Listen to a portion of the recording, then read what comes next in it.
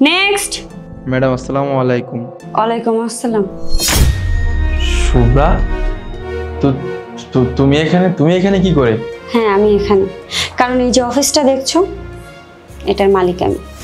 আমার কথা ছাড়ো, তুমি এখানে কেন? হ্যাঁ, চাকরির জন্য আসছিলাম, ইন্টারভিউ দেওয়ার জন্য। তোমার তো এই অবস্থায় থাকার কথা না, তোমার তো অনেক জমি জায়গা ছিল, বিজনেস ছিল, অনেক ভালো একটা পজিশনে ছিলে, অনেক টাকা ছিল।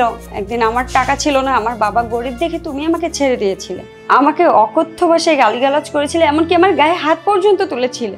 শুধুমাত্র আমার বাবা একজন শ্রমিক দেখে তুমি অপমান করে আমাকে তালাক দিয়েছিলে বিনা কারণে। তাহলে তোমার সেই টাকা পয়সা কোথায় গেল যে আজকে তোমাকে আমার সামনে এইভাবে দাঁড়াতে হলো? আসলেই তোমার সাথে ডিভোর্স হওয়ার পরে আমি নেশায় আসক্ত হয়ে গেছিলাম। তারপর থেকেই নেশা করতে করতে একসময় আমার সমস্ত সম্পত্তি, আমার ব্যবসা বাণিজ্য সব কিছু ধ্বংস হয়ে যায়।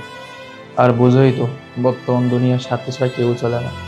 আমার বন্ধু বান্ধবরা আমার পাশে ঠিক ততদিন ছিল ততদিন আমার টাকা পয়সা ছিল। আমার টাকা পয়সা যখনই শেষ হয়ে গেছে তখন তারাও আমাকে আর কেউ দেখে না। তাই এই করতে করতে একটা সময় অনেক খারাপ অবস্থা হয়ে যায় আমার। আমার যে বাড়ি ছিল, পরিস্থিতির চাপে সে বাড়িটাও বিক্রি করে দিয়েছি। তারপর থেকে এখানে ওখানে ঘুরে বেড়াই। সবই তো বুঝো, জীবনে বাঁচতে হলে, জীবনে চলতে হলে ভালোভাবে একটা কিছু তো করার দরকার, তাই না?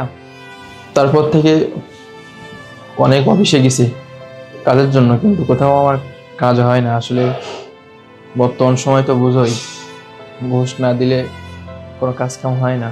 তো ওরকম ঘুষ দেওয়ার মতো সামর্থ্য এখন আর আমার নাই, এজন্য হয়তো কোথাও আমার কাজ হচ্ছে না।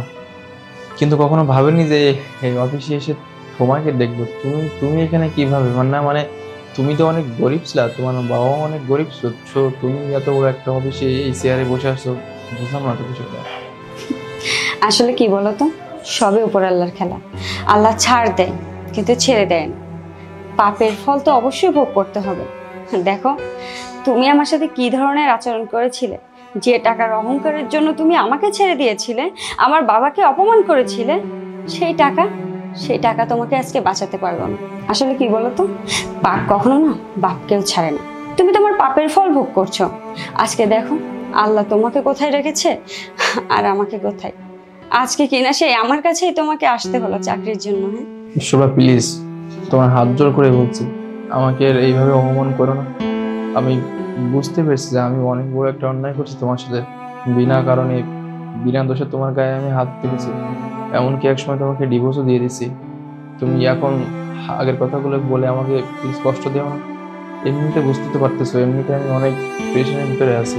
তুমি যদি এখন আমার এই কথাগুলো বলো, সত্যি আমি নিতে পারবো না। দেখো, মানুষ তো ভুল করতে পারে, তাই না? আমি তো বুঝতে পারতেছি যে আমি অনেক বড় একটা অন্যায় কাজ করছি তোমার সাথে, যা হওয়ার তো হয়ে গেছে। এখন আমরা কি আগের মতো আর এক হতে পারি না শুভ্রা? কি কি বললে তুমি? আবার এক হবো? মানে এটাও সম্ভব? তুমি ভাবলে কি করে যে আমি তোমার মতো একটা দুশ্চরিত্র মানুষের কাছে ফিরে যাব? শুভ্রা দেখো, আমি তো বললাম আমি তো ভুল করেছি। আরে যাই হোক, তোমার সাথে এত কথা বলে তো আমার কাজ নেই, শুধু শুধু আমার মূল্যবান সময় নষ্ট হবে। আমার কাছে প্রতিটা সেকেন্ড অনেক মূল্যবান। তুমি যাও, তোমার মতো দুশ্চরিত্র মানুষকে আমি আমার অফিসে কোনো জায়গা দিতে চাই না। তোমার কাছে তো কোনো মেয়েই সেফ না। যেখানে আমি তোমার ঘরের স্ত্রী ছিলাম, আমিই সেফ ছিলাম না, আমার অফিসের অন্য মহিলা স্টাফরা তোমার কাছে কেমনে সেফ হবে? হ্যাঁ, আজ বাদে কাল দেখবো যে তুমি ওদের সাথে কোনো না কোনো অন্যায় কাজ করেছো। এই সুযোগটা আমি তোমাকে দিতে চাই না, তাই তুমি এই মুহূর্তে এখান থেকে চলে যাও।